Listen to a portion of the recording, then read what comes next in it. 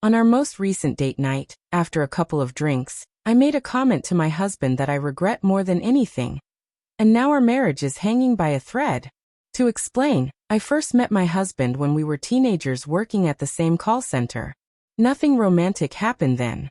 He went off to college, while I stayed at the job until I finished high school. 5 years later, we ran into each other again, started dating, and eventually got married. Now we're parents to 2 children. Fast forward to now, he's 27, I'm 25. Last fall, about 6 months after having our second baby, I started a new birth control pill. One of its side effects was that it completely killed my sex drive. My husband would initiate intimacy, but I kept turning him down.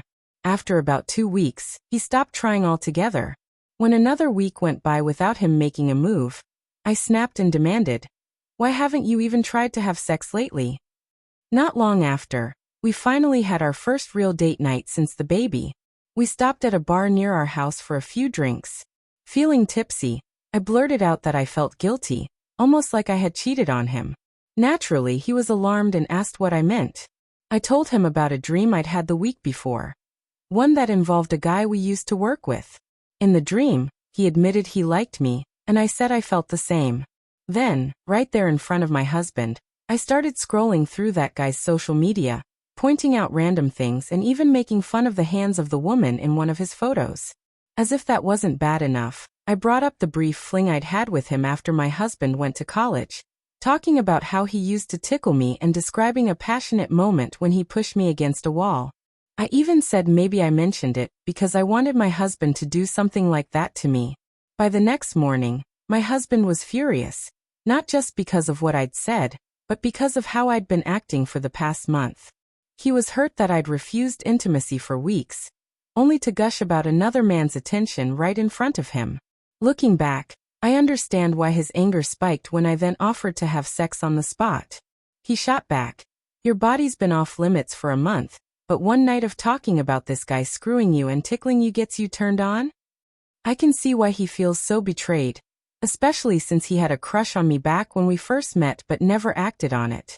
In the past 6 months, we've had stretches where things felt normal, but inevitably my comments resurface, sparking new fights. He's convinced I only ended up with him because he got a degree, a good job, and the other guy wasn't an option. He truly believes that if I had the chance, I'd cheat with that former coworker, and it's tearing us apart. When he asked later why I even brought up that guy, I explained it wasn't about him. It was about how I used to feel about myself. Back then, I was at my lowest weight, confident and happy. Since we've been together, I've gained about 75 pounds, and now my husband believes I stayed with him out of depression. To him, the other guy represents a time when I was lively and attractive. Now my husband is distant, barely talks to me, and hasn't touched me in almost 2 months. He's even emotionally withdrawn from our kids. I love him deeply, but he's convinced my heart still belongs to someone from 8 years ago. At one point, he told me he wished I'd ended up with that guy so he wouldn't have to deal with this pain. I don't want a divorce, but I also can't live like this. When he talks about the past, he fixates on the idea that the other man got my fun, sexy side, while he's left with marriage, kids, bills, and an unexciting sex life. He can't stop imagining that I was more passionate with someone else. He's even said, "Do you think that guy looks through your Facebook remembering how amazing you were? He wouldn't even glance at you now after all that weight you've gained." I've tried to explain that I have zero feelings for that man. My comments were never about him, only about the confidence I once had. I've apologized countless times and promised to make things right. For a little while, my reassurances calm him, but then the doubts return and the fights flare up again. We've been together for 7 years and have 2 kids. I can't stand the thought of our marriage ending over this. I've been trying to show my commitment. I stopped mentioning the other guy completely, unfriended him on social media, and only talk about him if my husband pushes. I started working out with my husband to improve my health and show I'm serious about fixing things. Still, our sex life is inconsistent, always affected by whether he's dwelling on what happened. During one argument, he cruelly pointed out my weight gain, saying, "Do you really think that guy would look at you now?" That stung. I'm already painfully aware of how my body changed after 2 pregnancies. In these fights, he He recalls every detail I shared, that I once called the guy attractive, that he was 3 inches taller, had dark hair, and had been my boss, which added to the allure back then. I've told my husband over and over that it was just a fleeting memory, a lapse in judgment, and I haven't thought about that man romantically since meeting him. But even small things, like me liking one of his social media posts, have exploded into major fights. When I had another dream about him after all this began, I foolishly told my husband, and it only made things worse. Now he constantly asks if I fantasize about that man, or even find him attractive anymore. I keep reassuring him that my love and desire are for him alone. But the hurt feels too deep. I just want to get back to where we were before all this. Arms crossed, my voice came out sharp. Really? You're turning this around on me? Eric slumped into a chair looking crushed, as if the weight of everything had finally broken him. He twisted the cap off a water bottle, taking a slow drink before speaking. Imagine needing to disappear for an entire day just to feel some peace. Let that sink in. I felt a lump in my throat but refused to show it. My voice wavered with frustration.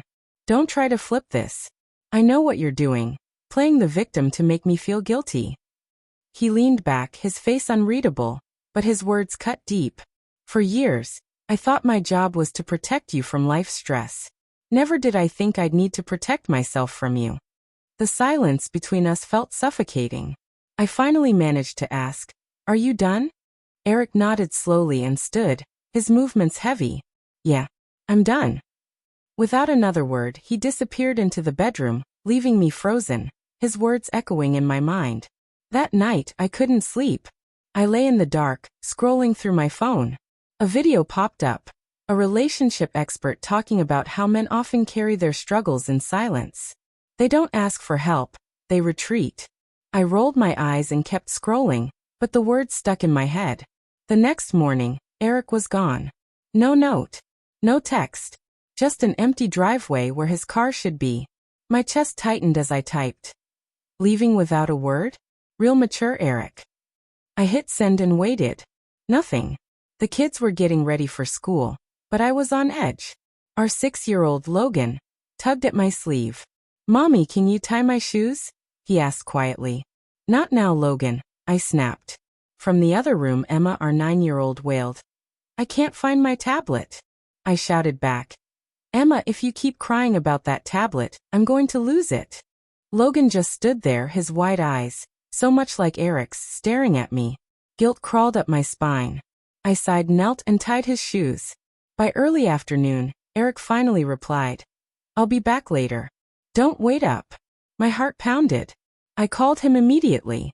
When he answered, his voice was cold. "What's that supposed to mean?" I demanded. "Don't wait up means exactly what it says," he said flatly, then hung up. That night, he came home much later than usual. He moved around the kitchen without a word. Keys on the counter, jacket over a chair. I watched, anger simmering. He glanced at me, his face not angry, not tired, just empty. "Are you done sulking?" I asked, my tone sharp. For a moment he said nothing, just sighed, a low, heavy sound. "I'm tired, Claire." Something in his voice made my chest tighten. It wasn't the kind of tired sleep could fix. I crossed my arms. "Yeah, well, so am I. You think I have it easy." He didn't bite. No comeback, no sarcasm. Just a long, searching look that made me uneasy. "That's the problem," he said quietly. "I don't think you even know what you want. But I do now." His words landed like blows. "What the hell does that mean?" I asked, my voice cracking with desperation. He didn't answer.